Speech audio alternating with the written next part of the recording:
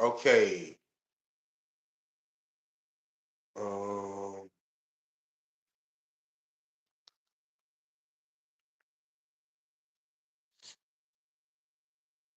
a case of modern witchcraft. Okay, so boom. This is part one, chapter three.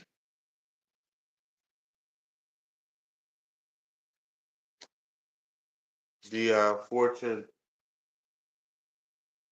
psychic self defense.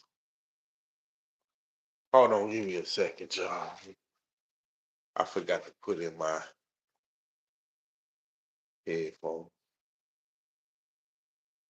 Make sure y'all can hear me really good.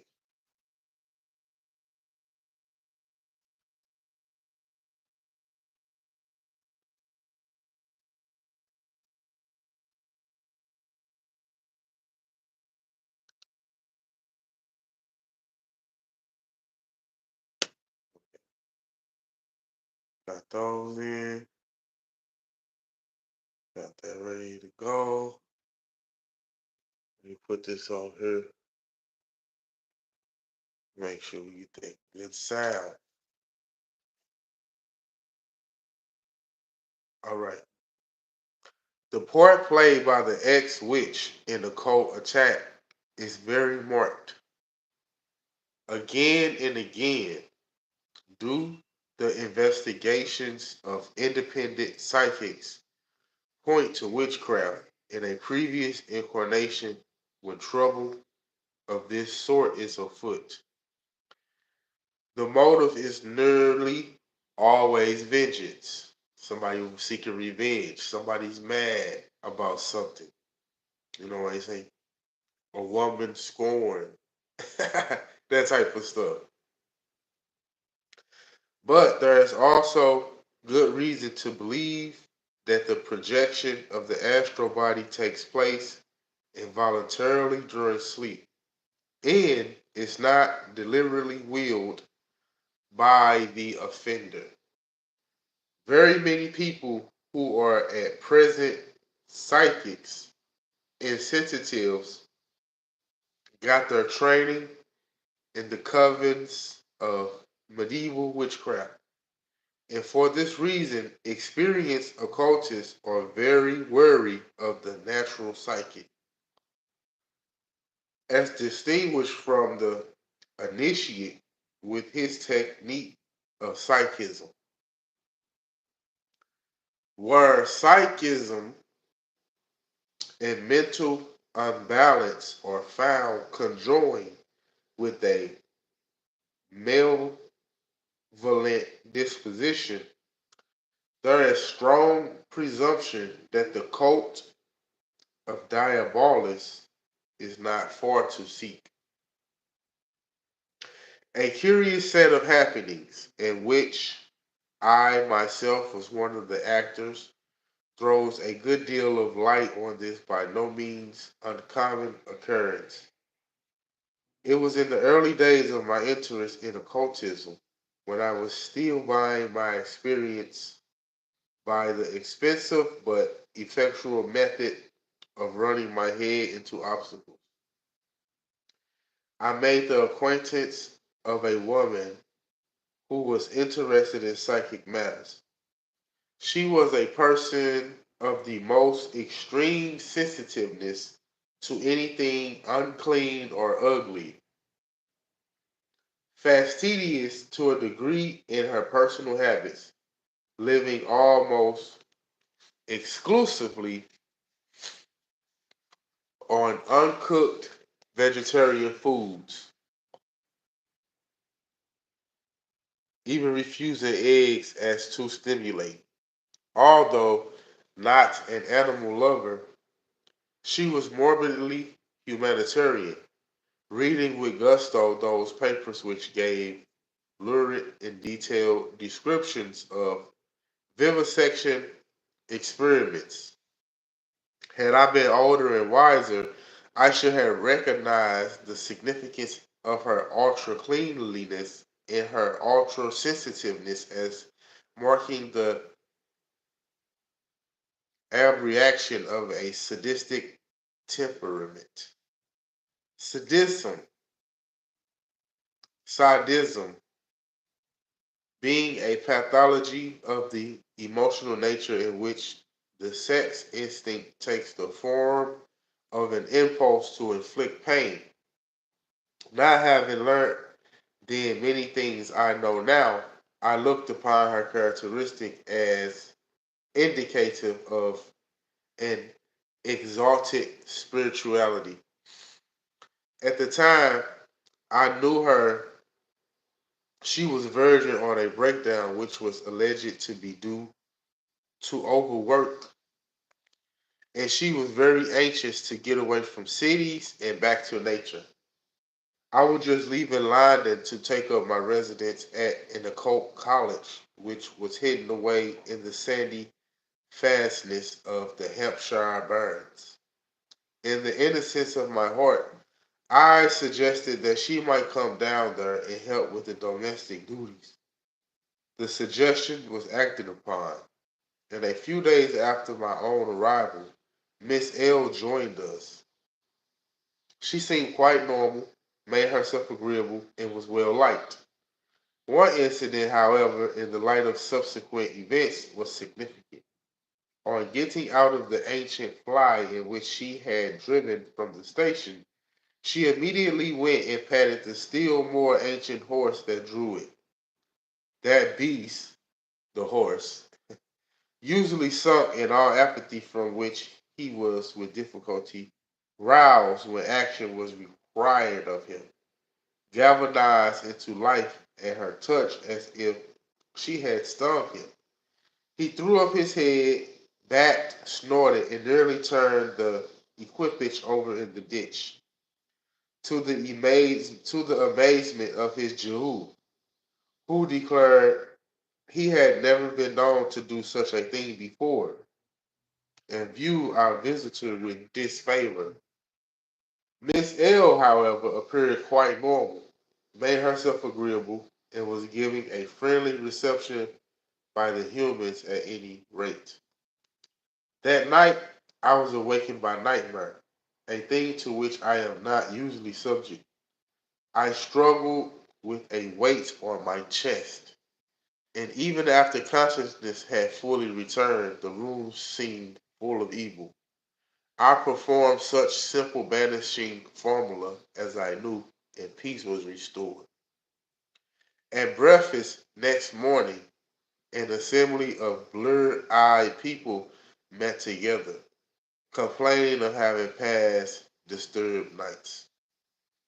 Complaining of having disturbed nights. We compared notes and found we all had similar nightmares. At least 6 or 7 of us had similar nightmares and proceeded to exchange our stories. The effect of this upon Miss L was curious. She squirmed upon her chair as if it had suddenly become red hot and said with much emphasis, "These things should not be discussed. It is most unwholesome." Out of deference to her feelings, we desisted, but presently up to the open window came another member of our community. Excuse me for reading like this, y'all. You know they back then they wrote the way they used to write. I'm trying my best to simplify it. Just stay with me.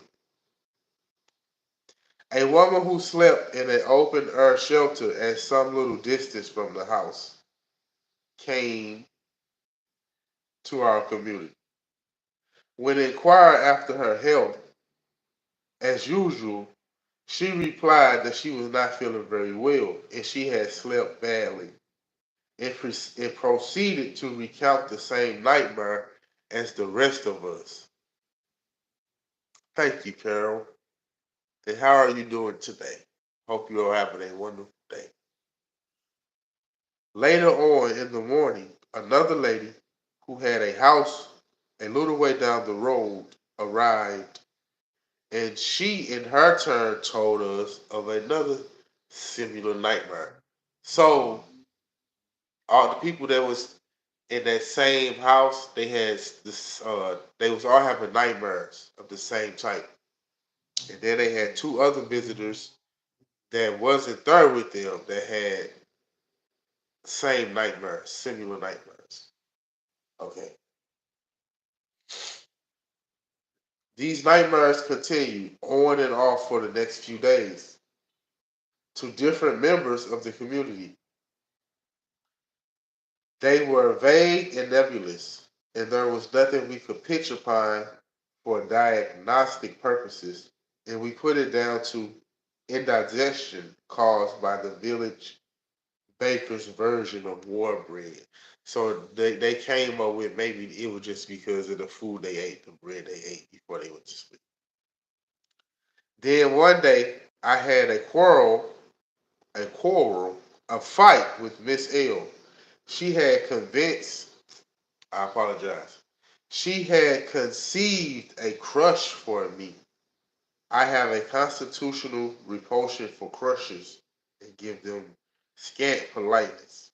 And she complained bitterly of my lack of responsiveness. Whatever may be the rights and wrongs of the case, I had roused her resentment in good earnest. That night, I was afflicted with the most violent nightmare I have ever had in my life. Waking from sleep with the terrible sense of oppression on my chest, as if someone were holding me down or laying upon me.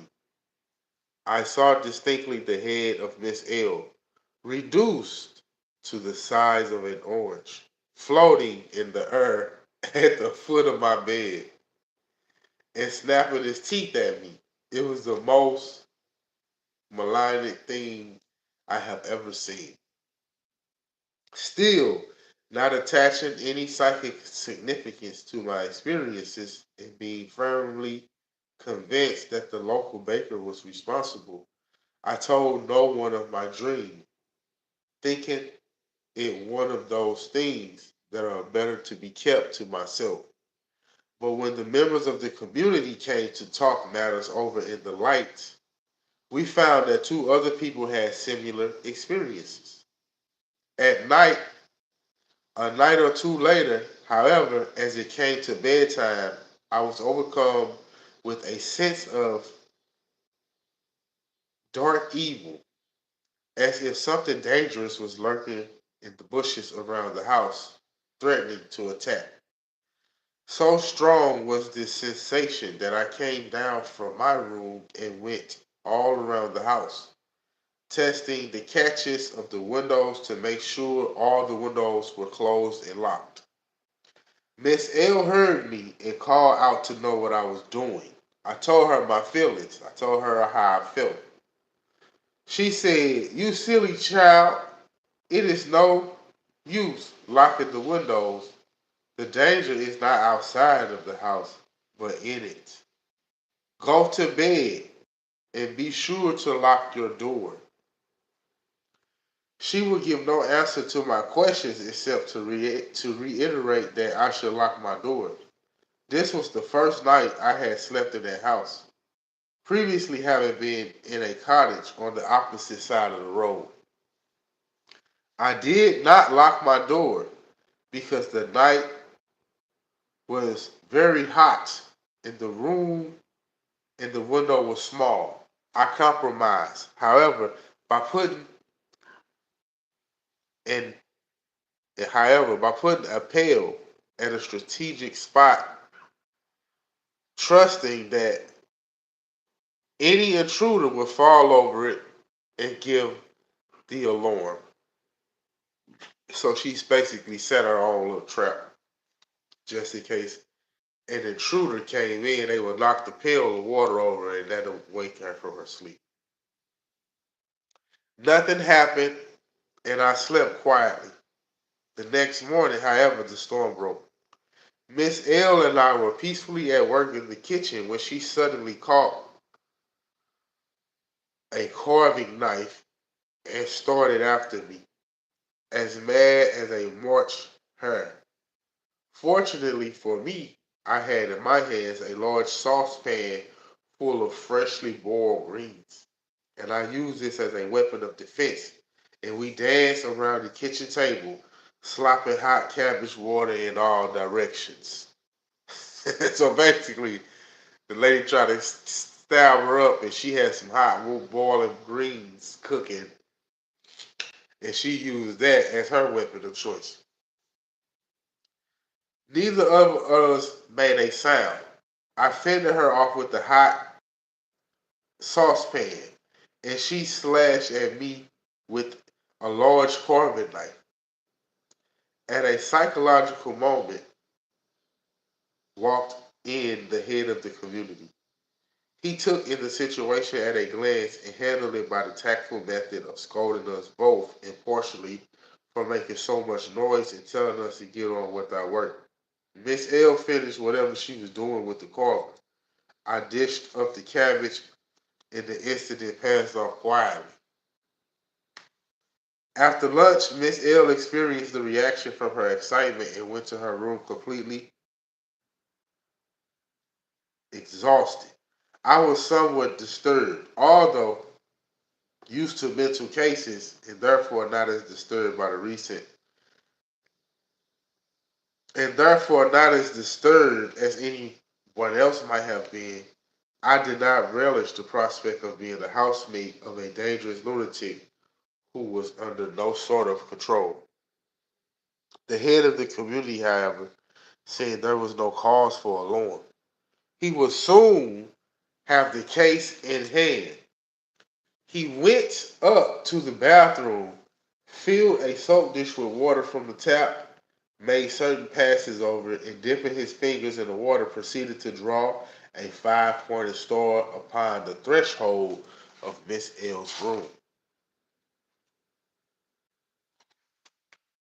Miss L made no attempt to leave her room until 48 hours later when he fetched her out himself. As he had promised, he soon had her in hand. He had several long talks with her, in which I was not present.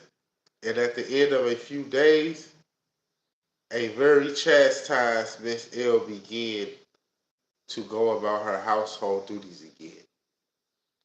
These were relapses, and there were struggles. But in the course of a few weeks, she began to become normal. And when I met her again, some 18 months later, there had been no relapse. Two curious incidents occurred during the period of her treatment at the hands of this man, and the depth, if ever there was one. The house in which she had a room was a very old one, and the front door exceedingly massive. It was secured at night by two enormous bolts that extended right across it, a chain that could have moored a barge and a huge lock with the key the size of a trowel.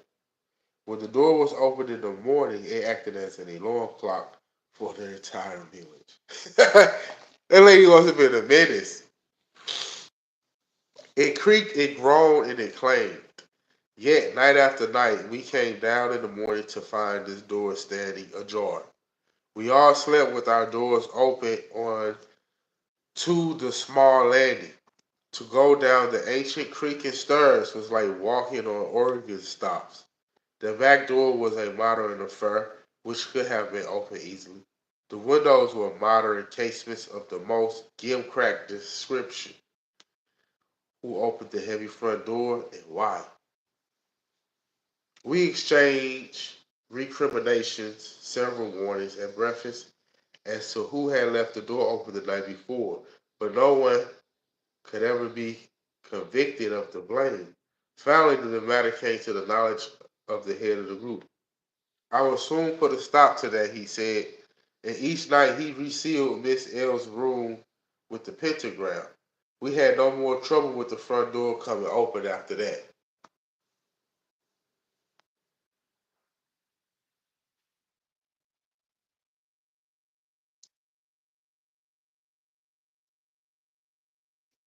Okay. In my opinion, locking the door would not help. Let's call this frequent has not to be invited to come in. Like, let's say vampires, it comes in.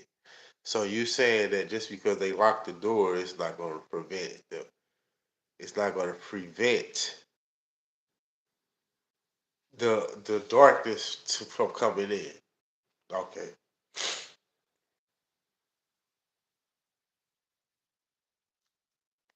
While he was dealing with Miss L, he made a practice of sealing the threshold of his own room in the same way. Only in this case, he drew the pentagram point outwards to prevent Miss L from coming in. Okay. Whereas when he sealed her room, he put its points inwards to prevent her from coming out. So okay, I see. I see. So he was trying to keep her from coming out. She did not know this, nor was it likely to reach her ears indirectly, for he was very uncommunicative. I only knew that he was sealing his room because I chanced to see him doing it. Nevertheless, one day I heard a knock at my door, and there was Miss L with her arms full of clean linen. She asked me if I would be good enough to take it into the room of the head of the community and put it away. I asked her why she did not do it herself, for I knew she was out, and it was her work to put away the linen.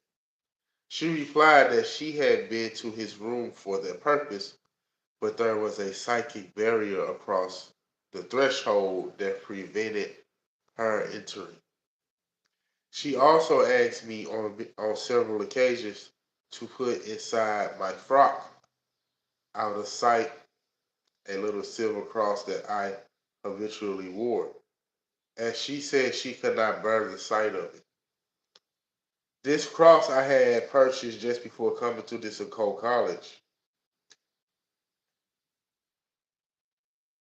So it's in the occult college. That's why all this stuff going on in there, and they're just normal to them. Cause even though it said at the beginning, when I was reading, I was like, they just in here, all this stuff going on, and they just act like it's normal. It's okay because they at a occult college, so it's like they at school studying this stuff. So I see why Miss L is allowed to be there in the presence of everyone, so they can get proper training on how they protect themselves in these situations and how they can protect others too. Okay, this cross I had purchased just before coming to this occult college. Ed had taken it to a priest of my acquaintance to be blessed, for I had not been altogether easy in my mind concerning the nature of the group I was joining. And during the early days of my association with it was poised on tiptoe, as it were, ready for instant flight. Naturally, I had kept my own counsel concerning the psychic precautions I had taken against my new friends. And no one, which is a good idea,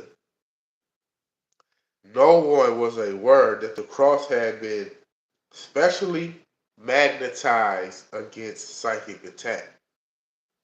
Nevertheless, the woman who would have attacked if she could felt its influence and feared it.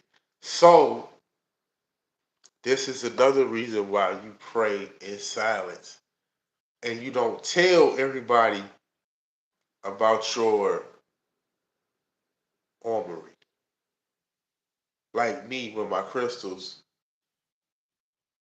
When I first got into this stuff, I was so excited to tell everybody, like, oh, this crystal do that, and this crystal does this, and you can get this crystal for this. But after a while, I was like, I don't care. Like, I'm gonna just wear it because I think it look nice. Even though I know what it means, I stopped telling other people what it means, and I stopped telling other people why they should get it. And I started saying, I like the way it looked. I know what it means. I know what cellulite means.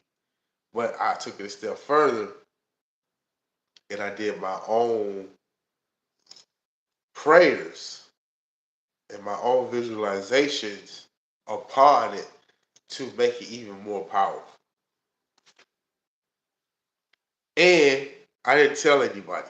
I wasn't like, oh, I did this with my crystal. I took my crystal and I did this to it, and I didn't do that. You shouldn't either. Don't tell everybody what you're doing. Don't tell everybody about your spiritual weapons. Keep it to yourself.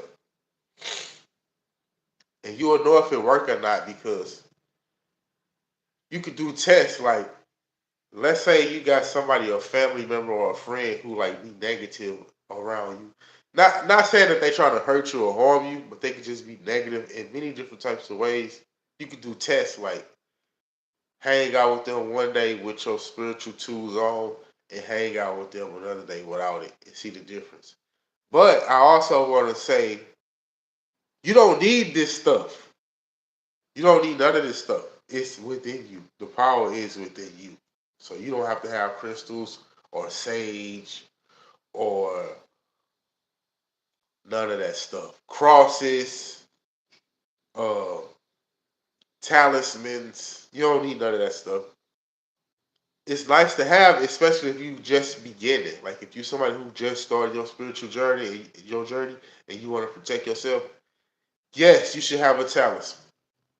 But once you advance and your consciousness advance and you expand and you grow and you start to have more confidence in your abilities in yourself and you have more confidence in the God in you, the creator in you that made you, that give you the ability to breathe and talk and see.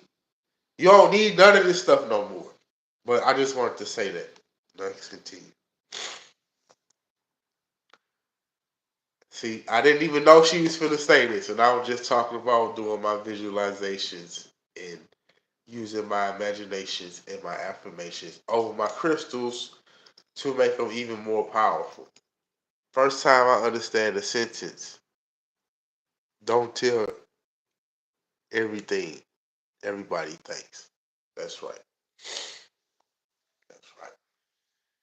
And it can come off as ego, like you can have a spiritual ego where you like I'm spiritual and they not, and that creates the illusion of separation because we not separate. We are one. We're just experiencing life from different points of view. So it seems like we're separate, but we're not. We're one. And if you got a spiritual ego, you'll start to believe that you need to protect yourself from people. And you don't need to protect yourself from people because those people are you. And you are those people. That don't mean you put up with their shit though. That don't mean just because we won, I gotta put up with your shit. No. That just means I know there's no point in me judging you and talking about you because I'm only judging and talking about myself. So instead of me putting myself down, I'm gonna lift myself up. So like if I see a homeless man on the street, I don't talk about him. I don't be like, oh look at them homeless people. He fucked his life up. That's why he like that. He need to go get a job. I don't say that because I realize I'm only talking about myself.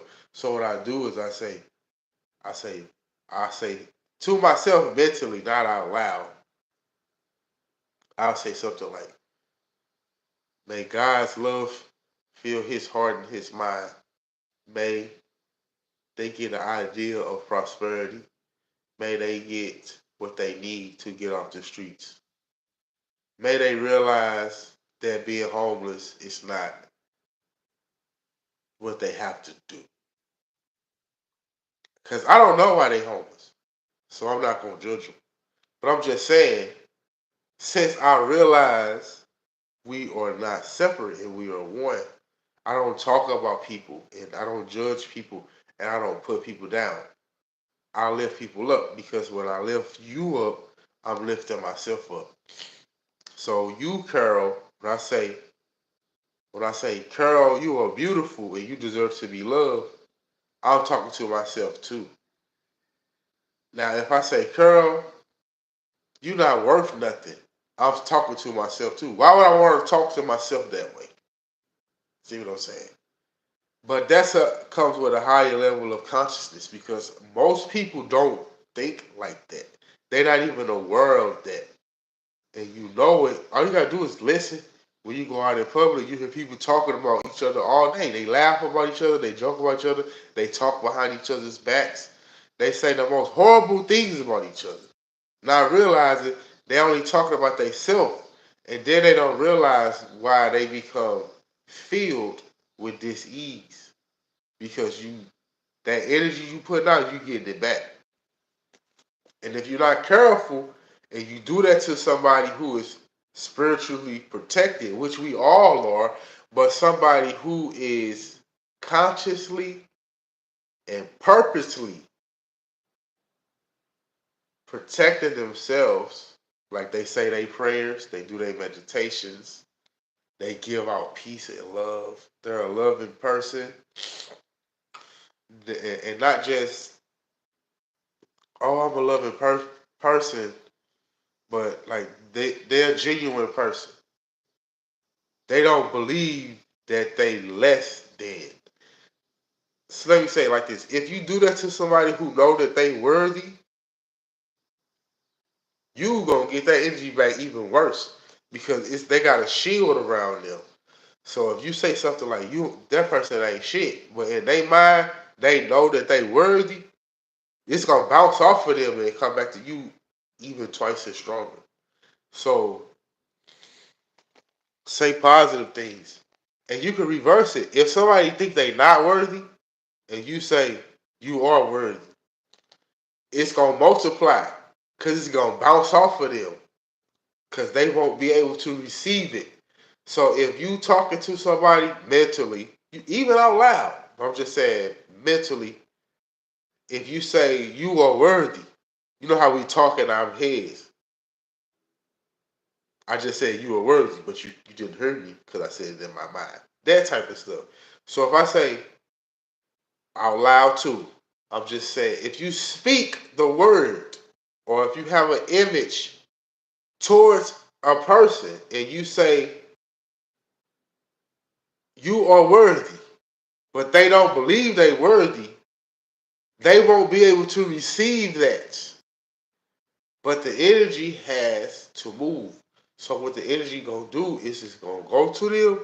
You are worthy, and since they don't believe they worthy, it's gonna bounce off of them and come back to you, and it's gonna come back multiplied.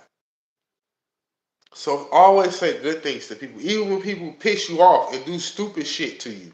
Just silently say what Jesus said: "Forgive them, for they know not what they do."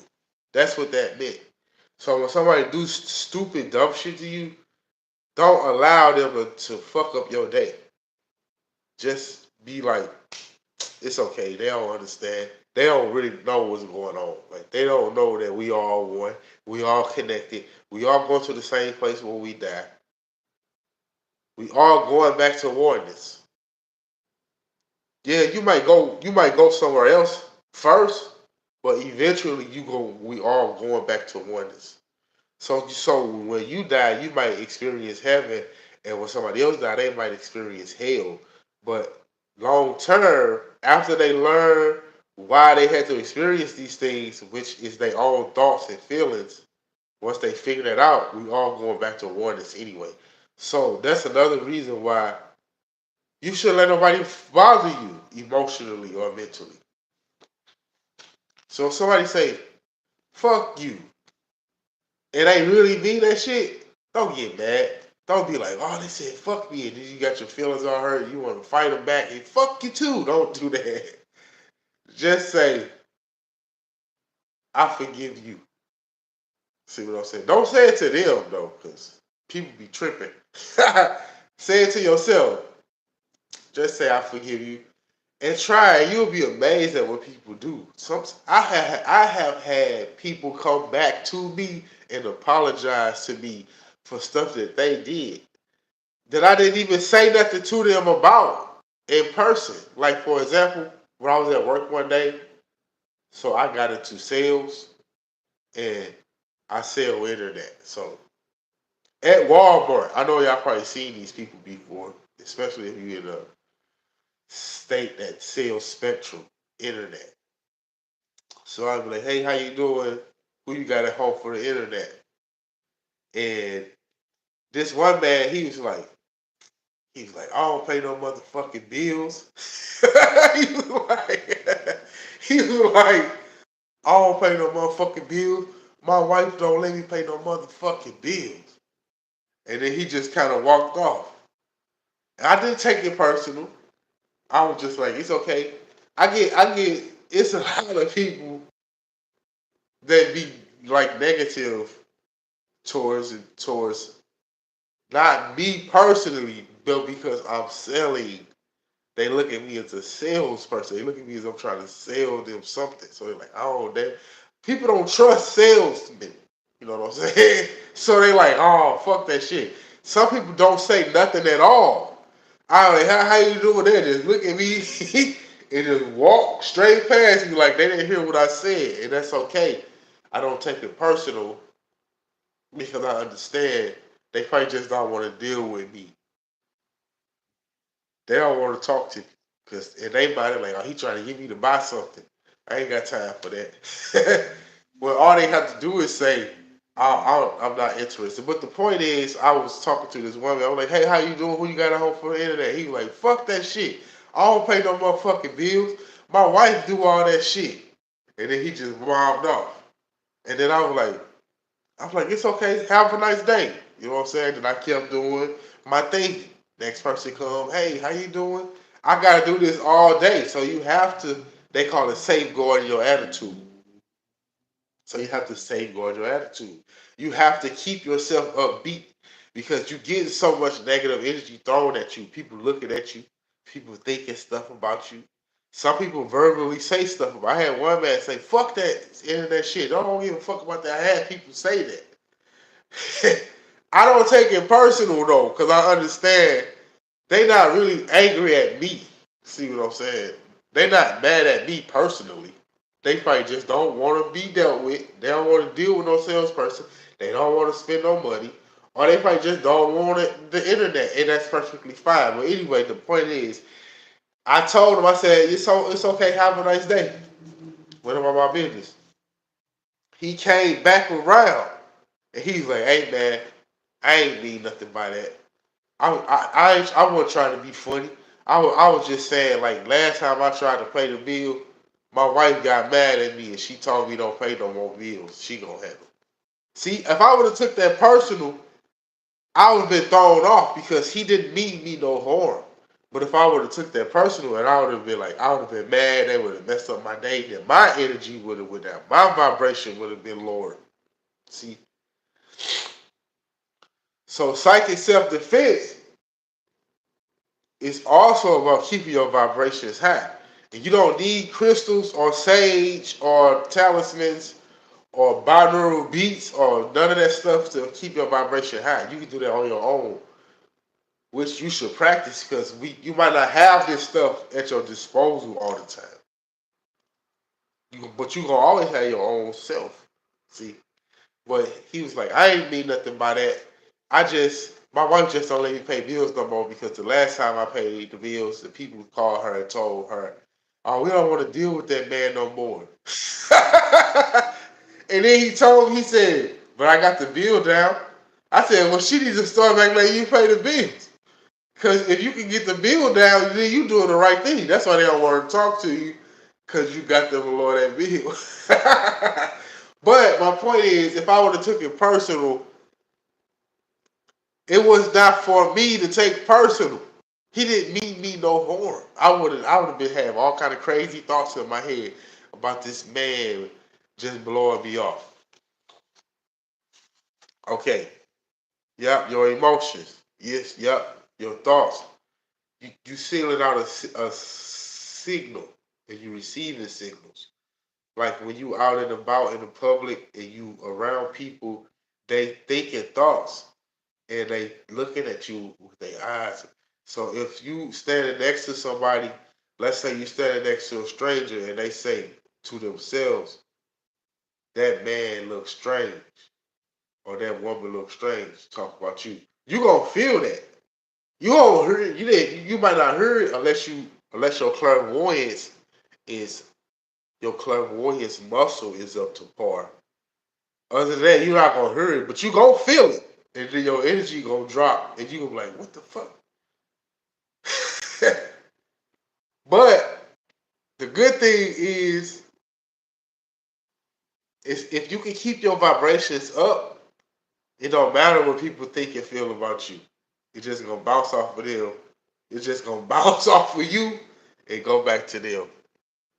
I see it like a yes, like ones and zeros for the computer, and one through nine for our brain, which is far beyond that of a computer. Yes, our brains are way more capable than any computer could ever mimic.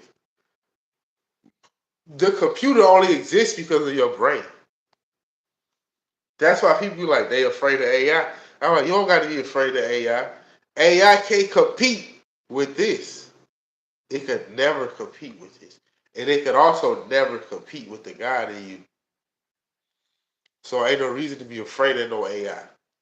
AI better be afraid of me. But AI not bad though. I use AI for certain things. It's not evil. I just threw it out there for people who think it is. Yes, we run off of codes and frequencies. That's true. All this is like a game. It's called the game of life. That's not just a cliche saying. That's a real talk. The game of life. We are playing a game called life. And this is your avatar. And these are your virtual reality headsets. And these and this, your mouth, your tongue, your eyes, your nose, your ears, your brain, your heart is your joystick. Your legs, your arms, your fingers, that's your joysticks. That's how you operate in the game of life. But remember your thoughts. You can't do nothing without thinking about it first.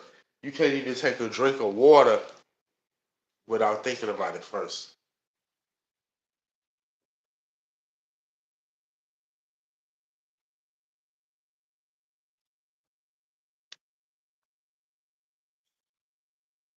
Okay, let me continue.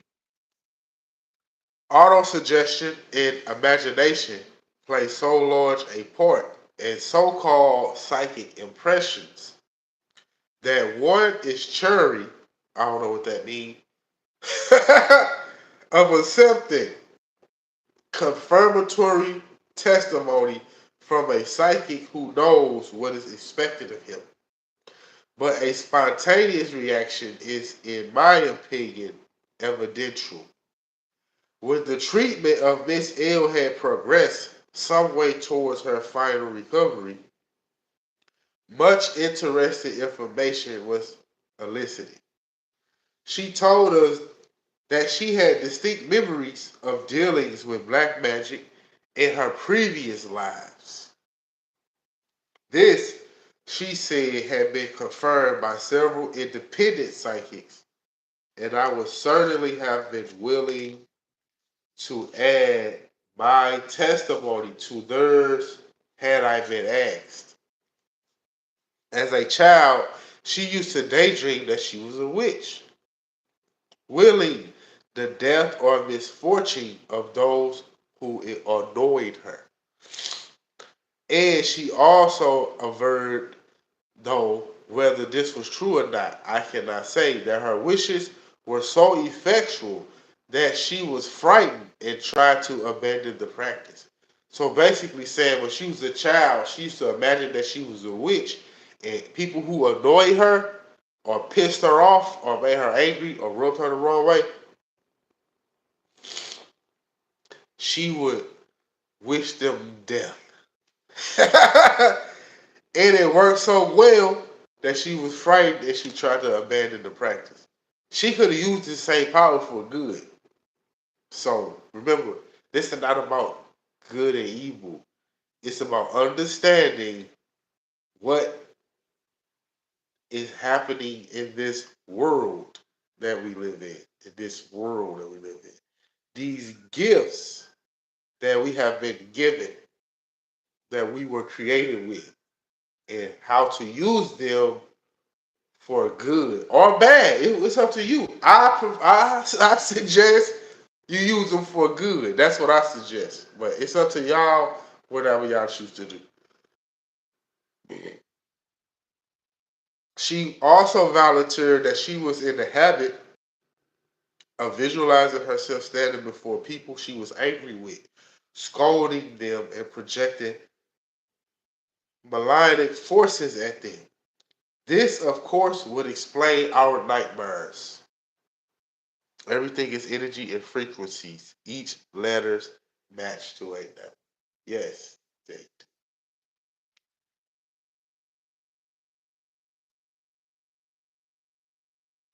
Okay. Where was I at? She also volunteered that she was in the habit of visualizing herself standing before people she was angry with, scolding them, and projecting malign forces at them. This, of course, would explain our nightmares. She also said that she had been in the habit of attacking her mother and sister in this way and had made her sister very ill, so that they now refused to have her in the house. This statement was later confirmed by the mother.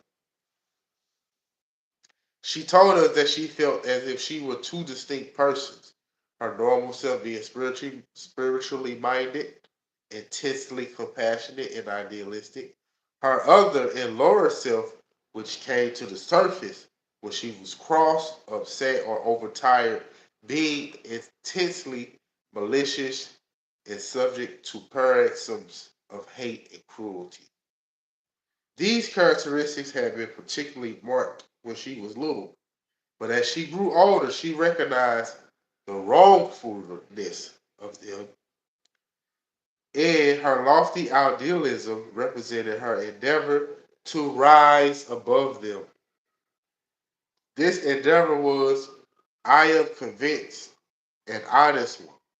Unfortunately, it was not always successful.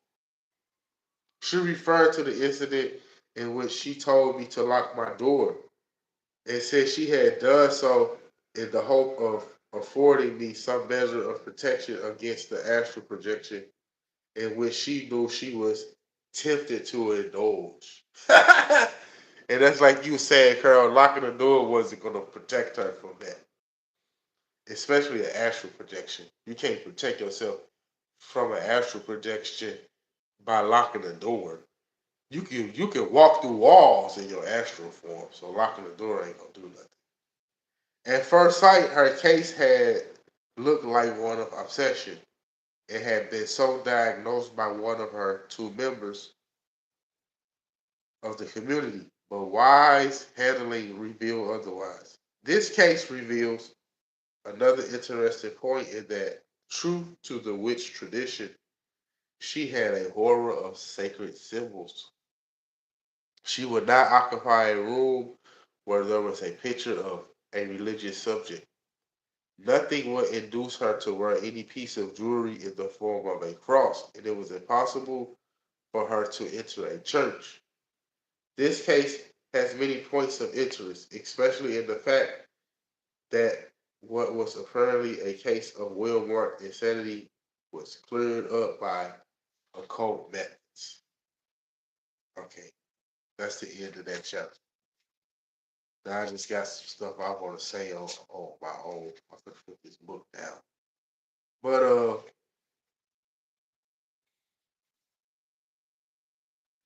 so the next chapter is projection of the etheric body.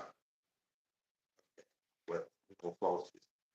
Now, like I said, the reason why I'm reading this book is because psychic self-defense. So it's several reasons why we having these studies. And one is to protect yourself, not just from other people, but from yourself as well. Because you think negative, What you think you happen inside of you? What you think happening with your energy and your frequency? Because we're going to transition into astral travel. And when we start practicing astral travel, we don't want to be afraid of what we see or where we go. And if you're afraid, you probably gonna have a hard time jumping out of your body anyway.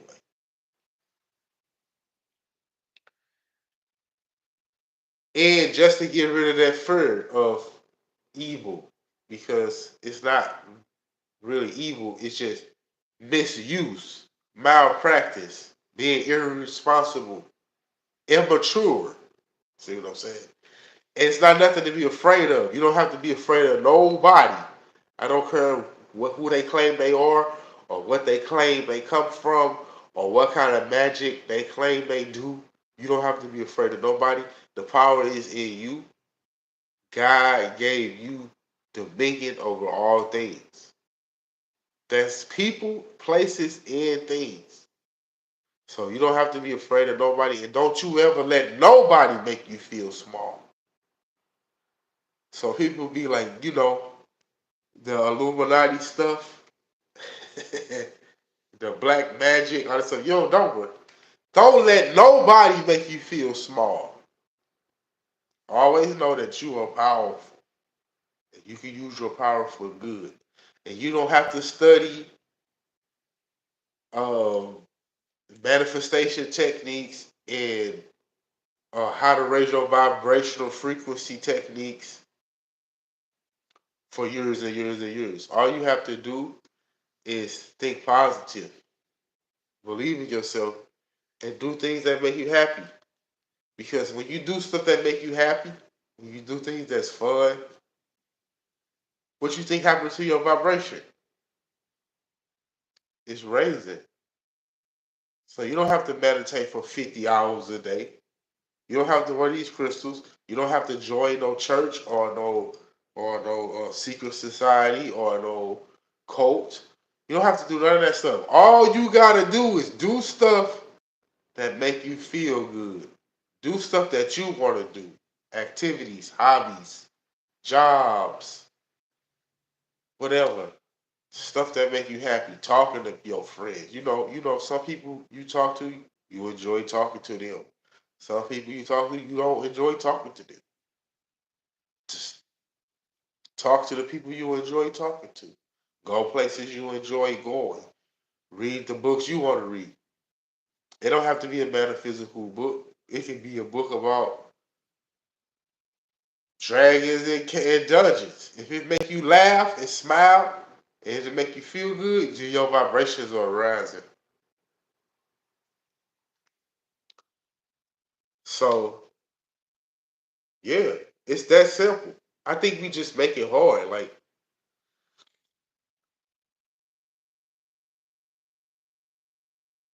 thank you too. And I'm gonna read this whole book, and then we're gonna read Astral Dynamics by Robert Bruce. Let me go grab it. It should be on one of my. It should be on the thumbnail of like the first video I did because it's a playlist for this. And this I think this is like the sixth video in the playlist. I'll be right back. Y'all can look at my Buddha till I get back. But yeah, hold on. Let me grab this Buddha.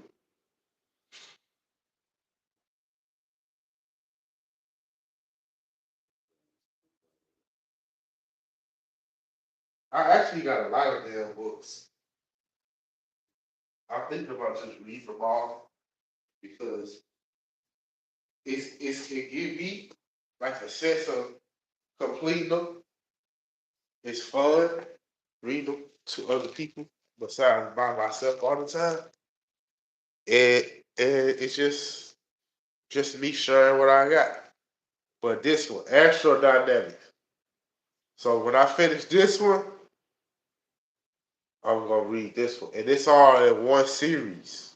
It's called,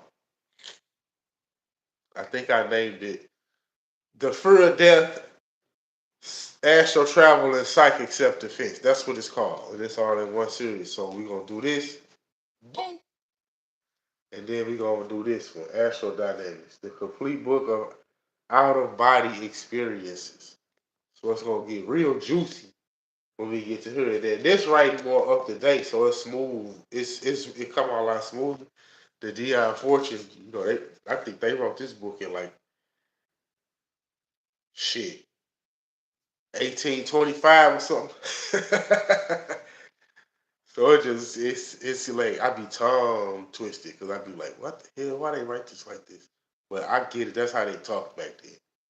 And then the Cavalli, the seven hermetic principles. So all these, I'm tying them all together for the purpose of astral traveling, and also for the purpose of just understanding that raising your vibrations is easy.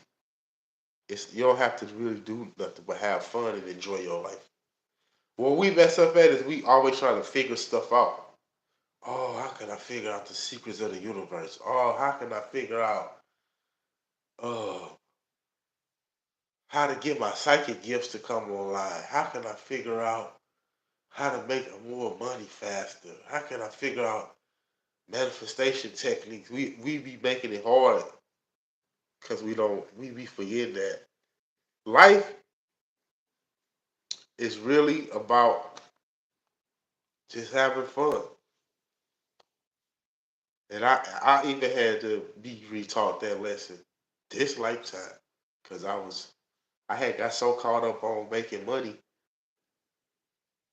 that I had got myself in a situation to where I wasn't spending time with my children anymore, and I wasn't being able to play my guitar, and I wasn't able to make my beats, and record myself rapping and singing and be on YouTube making videos. I was at work all day, every day. And I was like, I can't do this. I'm not doing this. And then he was like, yeah, but long-term success. And then I'm a life path 8, so I just got bamboozled. But I don't blame nobody but myself, though. Because I didn't have to listen to nothing nobody was saying. And I'm glad it happened. Because now it'll never happen again. But I was just like, I'm like, how did I let this happen? I know better than this. I know better than that. But I was thinking about the money, like I just said earlier, trying to manifest money. And I just forgot for a brief second in time that life ain't. I mean, don't get me wrong, I gotta pay this rent. And I gotta pay this light bill. And I gotta pay this phone bill and my internet bill. But I don't have to work myself to death to do that. I don't have to work myself to death to pay my rent and my bills. And I just could, like I said, I could play my guitar. I could make music. I wasn't on YouTube as much as I would like to be. I I was hanging out with my sons as much as I like to. And then I started to realize that I'm tripping. But people was like, oh, you gotta think long term. You gotta put the work in and make a sacrifice. And the long term goal, you'll have the money to do what you need to do for your kids. And I'm like, yeah, that's true. That's true, but that's not the only way. So I just have to reroute and make a new route to where I'm trying to go in this life. And as much as I love material things, I'm starting to realize, even as a life path 8, that my wealth is doing stuff that make me feel good, even if it don't pay me. That guitar, I feel good. I'm happy playing that guitar. I don't need a contract. I just like playing the guitar. I like making beats. I like singing and rapping and writing songs. I get like a rush, like a natural high when I do that. And what's happening? My vibrations are rising. Now, if I kept doing that all the time, you know how high my vibration would be. And yes, master number 11, which is my destiny number, and you are perfect too, Carol, which is my destiny number 11. So I like all things spiritual. I like metaphysical stuff, ghosts and spirits and X-Men and Superman, Goku and flying and shooting energy beams out of your hands, astral projections and tarot cards and numerology, and astrology, all that stuff. So I was just like, I know what I gotta do. And this time I'm not gonna talk to people about it. Yep, I understand. And even if I didn't, Carol, it don't matter. You, as long as you understand, that's what really matters. And that took me a while too to realize that it don't matter what other. It don't matter if nobody in this whole entire world understands me. As long as I understand me, and as long as I am happy with getting up out of my bed, waking up, and going back in my bed to go to sleep, and I'm happy, that's all that matters. But it does feel wonderful to know somebody understands. So that was it for me. And I'm glad I went through all this stuff. Like I don't regret it. Cause like I said, it'll never happen again. And it taught me stop listening to people. Like even me, don't listen to me. Listen to yourself. Listen to what your heart's telling you. You know what your heart's saying. You know that voice that's always saying stuff to you, and you know it's right. But then society come along and they put their 2 cents in it, and it just cause confusion and knock all the clarity out. Don't do that. Just it's easier said than done because I did. I'm just saying, try your best to listen to yourself. If you want to be the best you can be, and can't nobody do that for you but you. Because what most people tell you is their own life story. You cannot copy and paste someone's life story. Some of us did come here to work hard, but all of us didn't. All of us did come here to work hard. But society gonna tell you, oh, you gotta work hard, you gotta sacrifice, and you gotta do this and you gotta do that. They telling you what they had to do. That don't mean that's what you gotta do. Take bits and pieces though. You know what I'm saying? Take what you need from what people saying.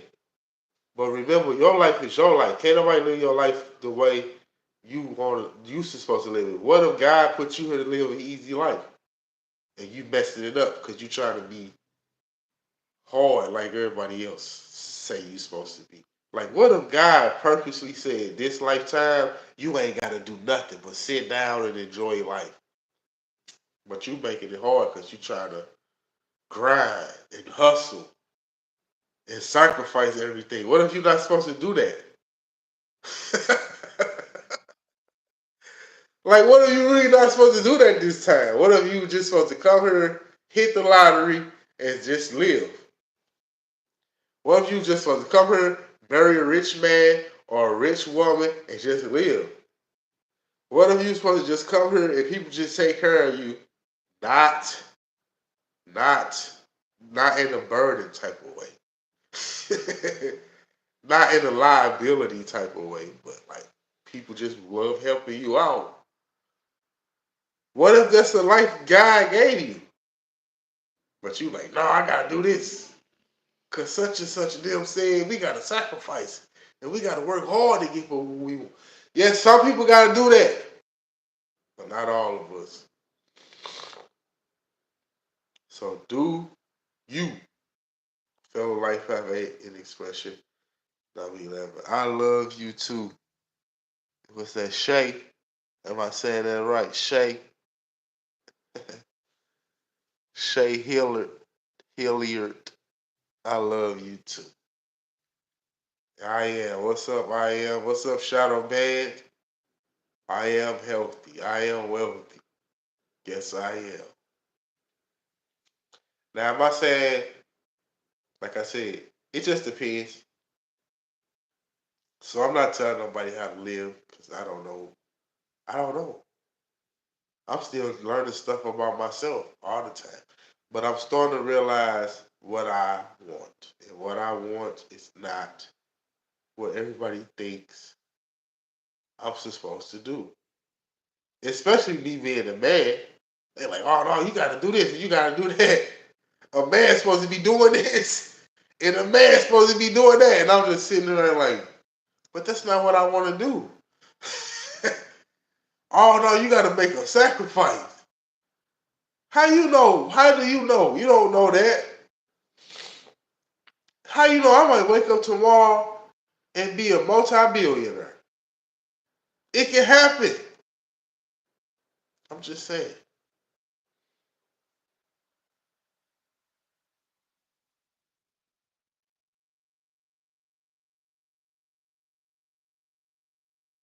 And I am thankful for you too, Carol.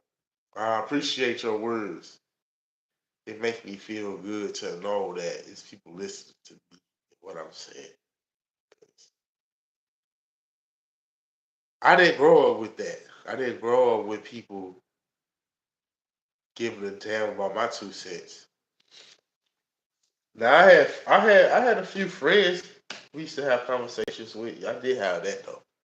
That we used to have conversations like these. But even some of those friendships I have outgrown them because I kind of went even farther. So they still talk about like stuff, but they not talking about like this type of stuff. It's still kind of on the light, like Hollywood entertainment. They still kind of like there, but I'm like more and so is trying to understand my energy bodies, like the mental body, the emotional body, the spiritual body, the physical body, the fourth dimensional body, the fifth dimensional body, all this stuff. How manifestation works is like in the one video when I was saying the law of vibration, and when you talk, you put your hand right here. What you feel a vibration. Like I'll be like on that type of stuff, and most of my friends that I go with, they don't really. But it's cool though. I still love them, and I still like to hang out with them, and I just talk to them about what we talk about.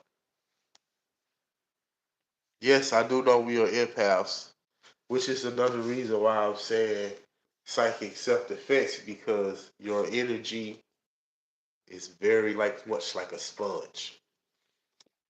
So the way for you to protect yourself is to keep your vibrations up high. You don't have to draw, even though the man say he drew the 5 stars, pentagram. You don't even have to do all that stuff. Spontaneous synchronicity are actually possible or true. Yes, yes, I agree with that for sure. And you like a genius that people don't want to recognize as a genius until they have no choice but to recognize that you're a genius because you don't told them something and they didn't want to hear it until they seen it. And they like, damn, you such and such said that. Like, and by the time they figure that out, already done leveled up. Now you just look even more weird and strange. Even though you are done prove to them once before again that this world is more than what you think it is, you don't evolve again. So now they they don't know what to do with you because you just keep growing and growing. And then as far as the 11 vibration, you gonna continue to grow and grow because, like I said, it's like you're a genius. You always channeling. Like 11's always channeled, like the antennas. What does an antenna look like? What does an 11 look like? We always channel it. And it's not like a deep trance channel. It's not like a channel. Like we just naturally channel. Like right now I'm channeling. But you would never know that because it's so natural and normal. It don't seem like you channeling. We all channel as humans. It's just that uh, when you got the 11 vibration, you channel a lot more than the average spirit in a physical vessel. Yeah, because you probably done died many times. You don't get to be a master number without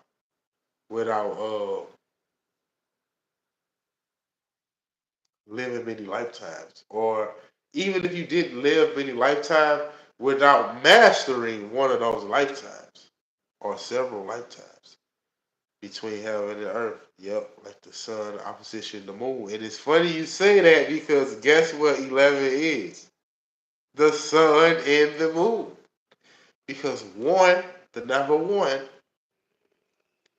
is the sun. The number two is the moon. What's one plus one? Two. So the number 11 is the energy of the sun and the moon. If you are a number 11, you have strong sun and moon energy within you. Even if you a Scorpio, you got strong sun energy, you got strong moon energy. Even if you a Capricorn, you got strong sun energy and strong moon energy. That's why we so unique and different. That's why none of us are the same. No two Geminis are alike. No two Scorpios are alike. No two Aquariuses are alike. That's why when we be on the internet and people be like, "Oh, Gemini's like this," and that's none of that stuff ain't true. We ain't none of us the same. What's wild is my sign is duality as well. Pisces, Cancer, Scorpio on the cusp of Aries. Okay, so you Aries, Pisces. Yeah, because my son is a Aries Pisces cusp. His birthday is March 23rd. My birthday is May 22nd. So I'm a Taurus Gemini cusp. The year of the dragon. Yep. This is the year of the dragon too. But what you mean by the dragon, Carl? I don't want to just be saying stuff. Because this is the year of the dragon, but did you mean anything in particular by the dragon?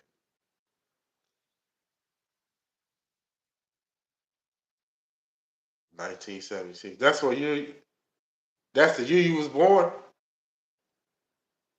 Carol?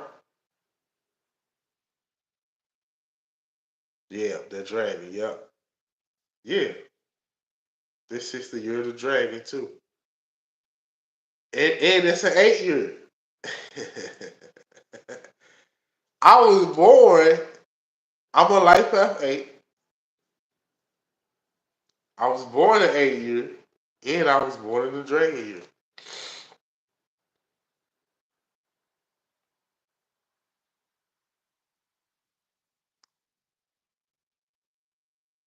Oh, 1576. So you were a Capricorn.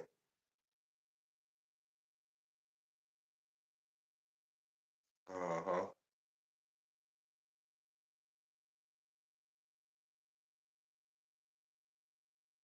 But yeah, so it's just to have fun. Just have fun. Enjoy life having fun and don't worry about. Yeah, I don't know. I gotta look and see what my blood type is. I still haven't figured that out yet.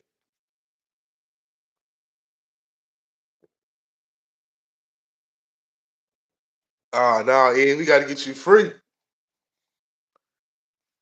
We gotta get them to let you out.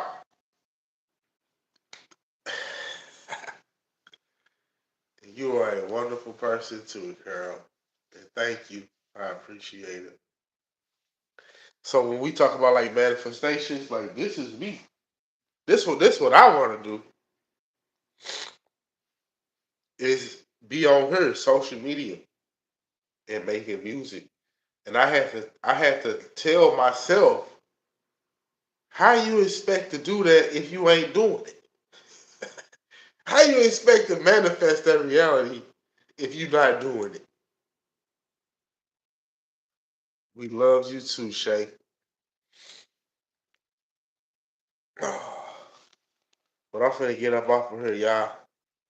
I gotta do one more thing before I go to sleep. This class is so underrated though. Writing music is my secret gift I don't use. So I feel, yeah, you gotta start writing that. You gotta start back writing, Shadow. And then is music is very powerful when it comes to manifestation because it goes straight to your subconscious mind. It goes straight to the subconscious part of your brain. So if you write it and you record it,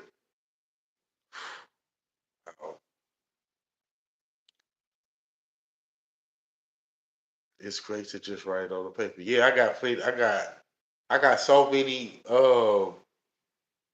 what's some things called? Them index cards. I got so many of them things just all around my apartment.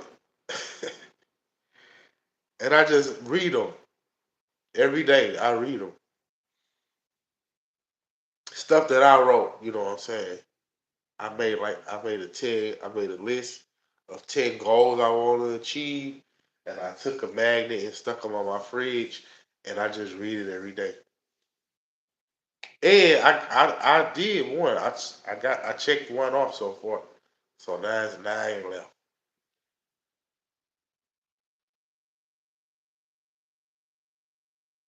Yeah, we got to get you free, Ed.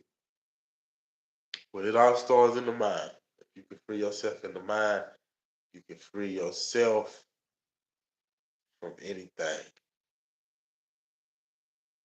Thanks again for what you do, keeping us motivated in the work. Yup, and I'll be back probably next weekend. So I'm gonna make sure I probably do some. Y'all probably see me do like some more videos, but I'm gonna try to do these lives at least once a week, just to keep it going and keep the momentum going. And then I want to finish it. I don't want it to take a long time to finish it because I started this like a year or two ago. I should have been done with this, but I'm glad I waited because I'm way more aware and way more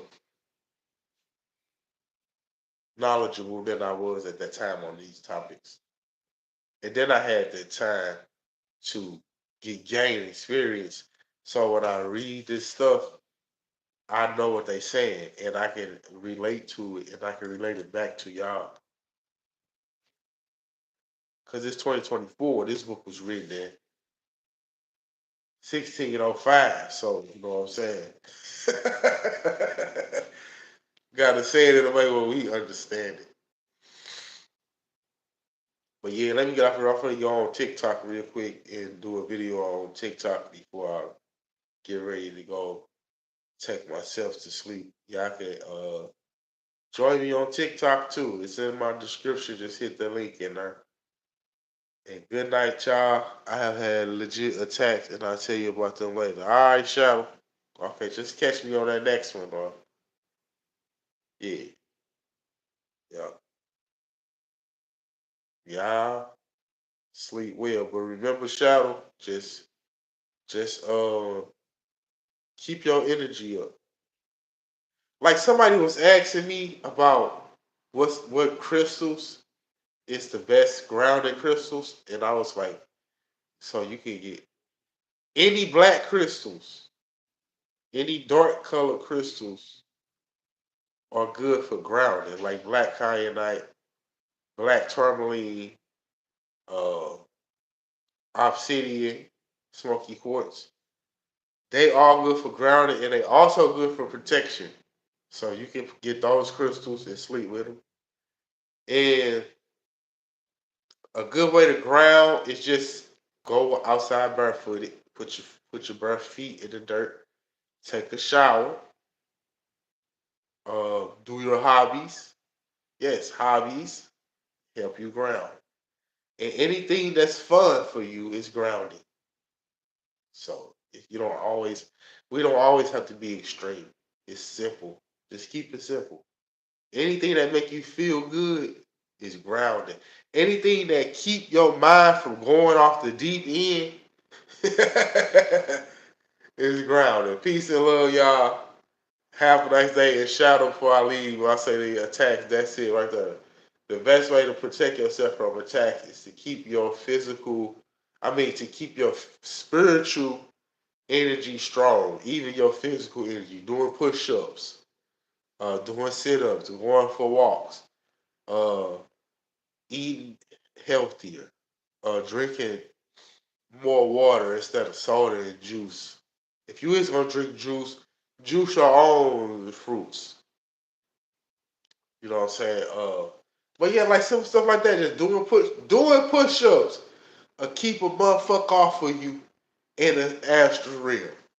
I done had plenty of dreams where somebody tried to roll up on me, and just thinking, like just think. Whatever you think about, pull ups. Cause remember, as within, so without, as above, so below as above. So when you do pull ups, your physical body's getting stronger. Guess what else gets stronger? Your spiritual body gets stronger.